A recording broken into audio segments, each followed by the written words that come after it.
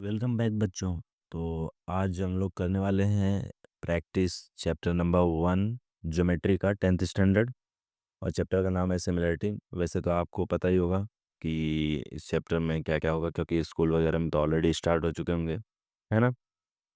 तो स्टार्ट करते हैं ये चैप्टर, और सबसे पहले देख लेते हैं कि क्या क्या हमें पढ़ना है। ठीक है, ज़्यादा बातें हम इसमें नहीं करने वाले हैं, फटाफट बस जो काम की चीज़ें हैं, जो टॉपिक है, वो सारी चीज़ें हम फटाफट कवर करने की कोशिश करेंगे। ठीक है, तो चैप्टर का नाम है अपना सिमिलैरिटी। फर्स्ट चैप्टर अपन करने वाले हैं, और ये महाराष्ट्र बोर्ड का है। ठीक है, तो फर्स्ट चैप्टर जो सिमिलैरिटी है उसमें पहले देख लेते हैं यहाँ पे क्या क्या पॉइंट्स हैं जो हमें कवर करना है। तो लेट्स स्टडी वाले बॉक्स में आते हैं। देखो उसमें क्या क्या चीज़ें हैं। ओके, देखेंगे तो ratio of area of true triangle हमें पढ़ना है। ठीक है, रेशियो निकालने का एरिया ऑफ ट्रू ट्रायंगल के लिए। ठीक है, जैसे अपॉन बी के फॉर्मेट में लिखते हैं ना, वैसे ही ट्रायंगल के लिए करना है। ठीक है, फिर एक थियरम सॉल्व करना है हमें, basic proportionality theorem, converse of basic proportionality theorem, और test of similarity of triangles जो 7th 8th में भी पढ़ चुके होंगे, एस टेस्ट, एस टेस्ट, है ना। इस टाइप के टेस्ट जो थे वो सब कर लेना है आपको। एंड फिर उसके बाद रहेगा प्रॉपर्टी ऑफ एंगल बाइसेक्टर। ठीक है, एंड देन उसके बाद रहेगा property of area of similar triangle, और फिर the ratio of the intercept made on the transversal by 3 parallel line. ठीक है, ये सारे टॉपिक हैं जो हमको इस चैप्टर में कवर करना है वन बाय वन करके। तो स्टार्ट करते हैं, फर्स्ट प्रैक्टिस सेट की तरफ बढ़ते हैं, जिसमें से पहले हम थोड़ा इंट्रो वगैरह पढ़ लेते हैं कि क्या कॉन्सेप्ट हमें 1.1 के लिए यूज़ करना है। ठीक है, यहाँ पे हमें समझाया जा रहा है, लेट्स रिकॉल वाले टॉपिक में आ जाएंगे। इधर देखो क्या लिखा है कि वी हैव स्टडीड, हमने रेशियो और प्रोपोर्शन के बारे में पहले पढ़ चुका है, ऐसा इनका कहना है। ठीक है, तो रेशियो और प्रोपोर्शन क्या होता है, आई होप आप सभी को पहले से पता होगा।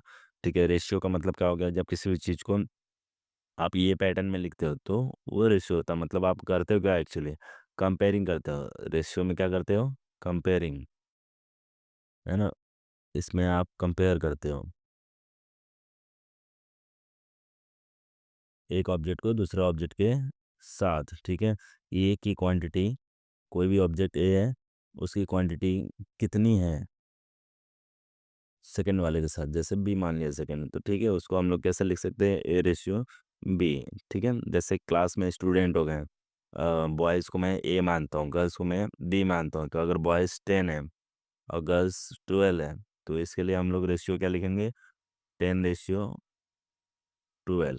ठीक है, तो ये जस्ट बेसिक इन्फॉर्मेशन है, रेशियो क्या होता है। तो रेशियो इस तरीके से आप समझ लो कि ये क्वांटिटी और दूसरे क्वांटिटी का आपस में कंपेयरिंग किया जाता है। प्रोपोर्शन क्या होता है, सेकंड वाला जो है यहाँ पे प्रोपोर्शन। तो प्रोपोर्शन में क्या किया जाता है कि जैसे यहाँ पे जो रेशियो लिखे हो ना, ऐसे दो रेशियो को रिलेट कर दिया जाता है इक्वलिटी से। ठीक है, जैसे देखो प्रोपोर्शन के लिए ऐसे हो जाएगा, जैसे मान लो कि कोई एक क्वांटिटी था, उसको मैंने ऐसे कंपेयर किया ए अपॉन बी। ठीक है, और फिर मैं इक्वलिटी में इधर पे दिखा के कुछ और क्वांटिटी था सेकंड, उससे भी कंपेयर किया गया था, तो मैं उसे ऐसे दिखा दिया, A upon B equal to C upon D. तो ऐसे इक्वलिटी में दिखाना ही क्या हो जाता है, प्रपोर्शन। ठीक है, जिसमें एक क्वांटिटी अननोन रहती है हमारे लिए। ठीक है बेटा, तो ये था रेशियो और प्रोपोर्शन, इस तरीके से हम इसको यूज़ करते हैं। ठीक है, तो प्रोपोर्शन और रेशियो एक बार रिवाइज कर लेना, फिर आगे बढ़ेंगे। आगे क्या लिखा है, we know the formula of area of triangle, सबको आता होगा। जिन लोग को नहीं आता है तो याद कर लो भाई, क्योंकि दूसरा कोई ऑप्शन है नहीं, यूज़ करना है इसे बार बार, है ना बच्चों। सिंपल है यार, कर लोगे, थोड़ा सा कोशिश करोगे ना कर लोगे, बहुत ईजी है। फिर क्या लिखा है, area of triangle equal to क्या हो जाता है, 1/2 इंटू बेस इंटू हाइट। तो आप इजीली राइट एंगल ट्रायंगल में, मतलब जो ट्रायंगल में हाइट ऑलरेडी बना रहेगा, वहाँ पे ये वाला फॉर्मूला लगा देना। या तो राइट एंगल ट्रायंगल, या तो ऐसा कोई ट्रायंगल हो जिसमें हाइट ऑलरेडी बना के रखा हो। ठीक है, ज़रूरी नहीं है जैसा मैं डायग्राम बना रहा हूँ ऐसा ही होना चाहिए। मतलब आपको कोई भी ऐसा ट्रायंगल मिले जिसमें हाइट ऑलरेडी बना के रखा है, ठीक है? या आप उसकी हाइट को समझ पा रहे हो, ठीक है, कि उसमें ये पर्टिकुलर सेगमेंट जो रहेगा वो उसकी ये हाइट हो सकती है। तो आप वहाँ पे ऐसे फ़ॉर्मूले लगा सकते हो, ठीक है? तो आगे बढ़ेंगे फिर देखेंगे कौन-सा टर्म है, ratio of area of true triangle, इसकी तरफ बढ़ना है, ठीक है? Now the ratio of area of true triangle. कुछ नहीं करना बेटा, अभी जो तुमने एरिया ऑफ ट्रायंगल का फ़ॉर्मूला यूज़ किया ना, उसी को रेशियो में दिखाना है 2 ट्रायंगल के लिए भाई, ठीक है? जैसे मान लो ये ट्रायंगल 1 हो गया और ये ट्रायंगल 2 हो गया, तो ये दोनों का एरिया ऑफ ट्रायंगल तुम्हें रेशियो में दिखा देना है। तो इसके लिए क्या करोगे, एरिया ऑफ ट्रायंगल एबीसी देख लिखा हुआ है यहाँ पे, और सेकंड वन का जो था पीक्यूआर, उसके लिए क्या लिखा है, एरिया ऑफ ट्रायंगल पीक्यूआर, ठीक है? फ़ॉर्मूला क्या सीखा था, 1/2 इंटू बेस इंटू हाइट, है ना? तो ट्रायंगल ए बी सी, बच्चों ध्यान से देखेंगे, ट्रायंगल ए बी सी, इस ट्रायंगल में बेस क्या हो जाएगा, बी सी। कैसे पहचानोगे, जो वर्टिकल लाइन रहेगी वो हाइट रहेगा, जो हॉरिजॉन्टल लाइन रहेगा वो बेस रहेगा, ठीक है?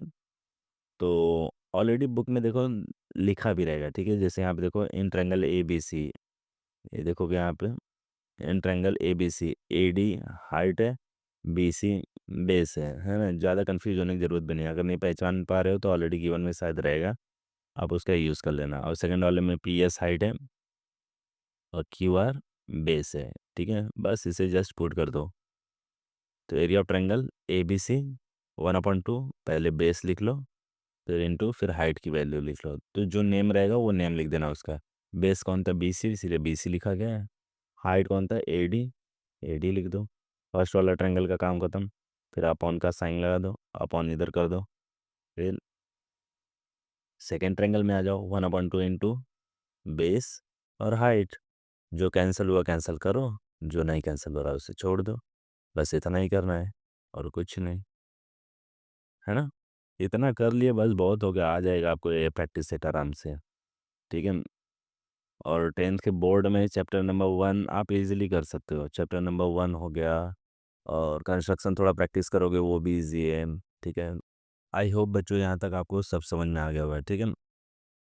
तो आगे बढ़ते हैं हम लोग, और फिर क्या लिखा हुआ है यहाँ पे, कंडीशन 1 और कंडीशन 2 दिया हुआ है, देख लेते हैं क्या कंडीशन 1 कंडीशन 2 है। इधर देखो लिखा हुआ है कंडीशन 1, और फिर आगे लिखा रहेगा कंडीशन 2 भी, ठीक है? तो कंडीशन 1 में क्या है, इफ़ द हाइट, देखो if the height of both triangle are equal, okay. तो अभी आपने जो रेशियो लिखा था ना, मान लो कि area of triangle 1 upon area of triangle 2 जब लिख रहे हो, तो ऐसा कंडीशन बोल रहा है, मान लो कि दोनों का हाइट सेम है। जैसे मैं यहाँ पे देखो लिख रहा हूँ कि एरिया ऑफ ट्रायंगल 1, ठीक है, अपॉन एरिया ऑफ ट्रायंगल 2, ठीक है? अभी ट्रायंगल का जो नाम रहेगा वो लिख सकते हो, ए बी सी रहेगा तो ट्रायंगल के बाद ये ट्रायंगल के साइन के बाद ए बी सी लिख देना।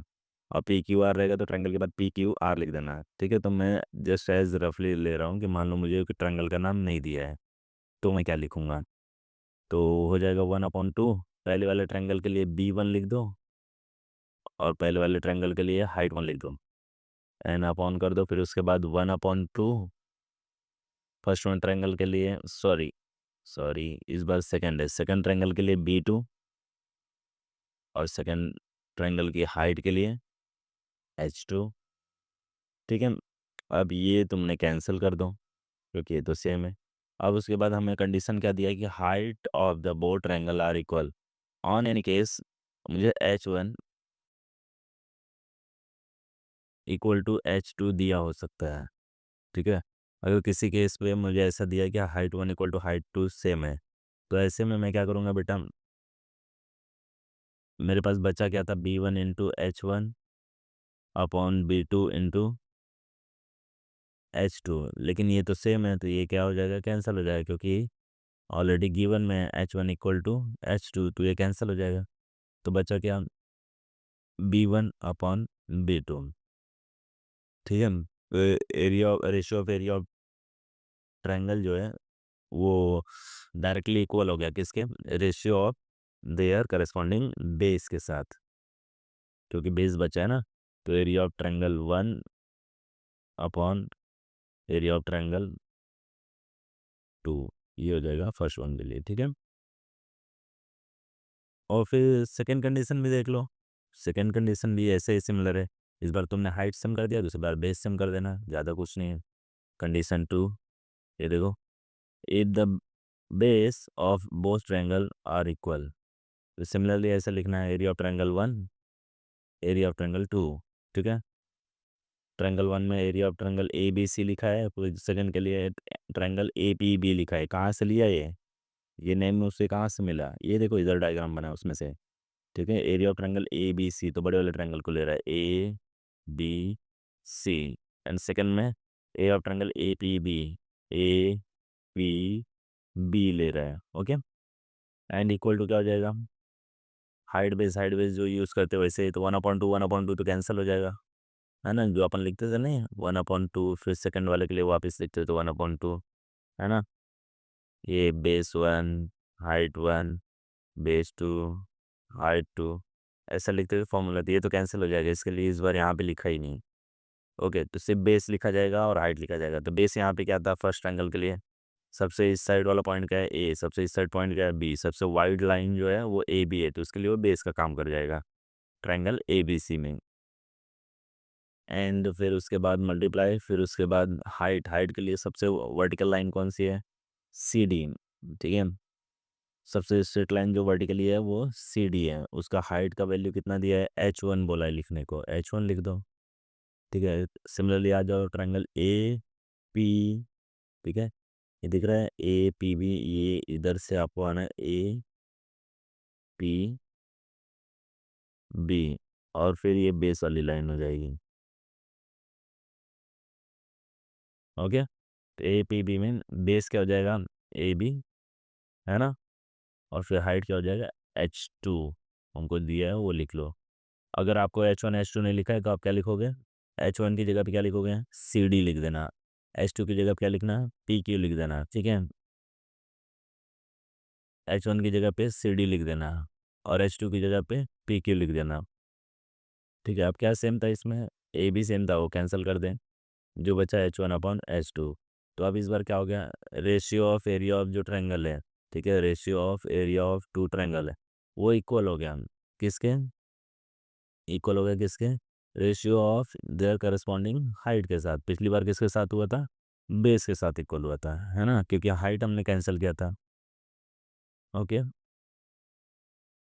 आई होप आपको यहाँ तक समझ में आया होगा, ठीक है। तो बच्चों यहाँ तक अगर आप समझ गए हो तो क्या हम आगे बढ़े एक्टिविटी की तरफ, ठीक है, क्योंकि एग्ज़ाम में एक्टिविटी तो आते हैं भाई, और करना तो पड़ेगा, हम इससे भाग नहीं सकते, और ये आसान भी होते हैं, ठीक है। थोड़ा सा अगर आपका बेसिक स्ट्रांग है, आप थोड़ा पढ़े उस चैप्टर के बारे में, तो बस जो खाली बॉक्स वगैरह फटाफट भरो, मार्क्स लेके जाओ घर पे SCS, ठीक है। तो सम के कंपेयरिंग में तो एक्टिविटी बहुत आसान पड़ता है बच्चों को, तो पास होना है तो एक्टिविटी पे ध्यान दिया करो, गलती का होने का चांस कम रहेगा, मार्क्स पूरा मिल सकता है ना। नहीं तो सम करोगे जब भी तो पूरा लिखोगे टॉप टू बॉटम, तब जाके आपको मार्क्स मिलता है, और इसमें फ़ायदा रहता है, ऑलरेडी बना बनाया है सारा खेल, बस तुम्हें थोड़ा सा इंटरफेयर करना है और मार्क्स पूरा मिल जाएगा। तो यहाँ पे हमें 3 एक्टिविटी दिया है, जो अभी तक हमने सीखा है वो इस पे अप्लाई करना है, जो जितना बढ़िया इस पे अपने सीखे हुए ज्ञान को अप्लाई कर लेगा, सम को सही कर लेगा, मार्क्स उसका, ठीक है, तो एग्ज़ाम में उसके बल्ले बल्ले। चलो देख लेते भाई फिर, एक्टिविटी में से तो आप ही ट्राई करो, मैं सोच रहा हूँ कि सारे एक्टिविटी आप ही करो, मैं एक आध बता दूँ जो आपको हार्ड लग रहा हो। थर्ड कर लेते हैं, ठीक है, थर्ड करते हैं अपन, और फर्स्ट और सेकंड आप करो, नहीं आएगा तो आप कमेंट करना, मैं आपको बताऊंगा ज़रूर, ठीक है। थर्ड वन में देख लेते हैं क्या लिखा हुआ है।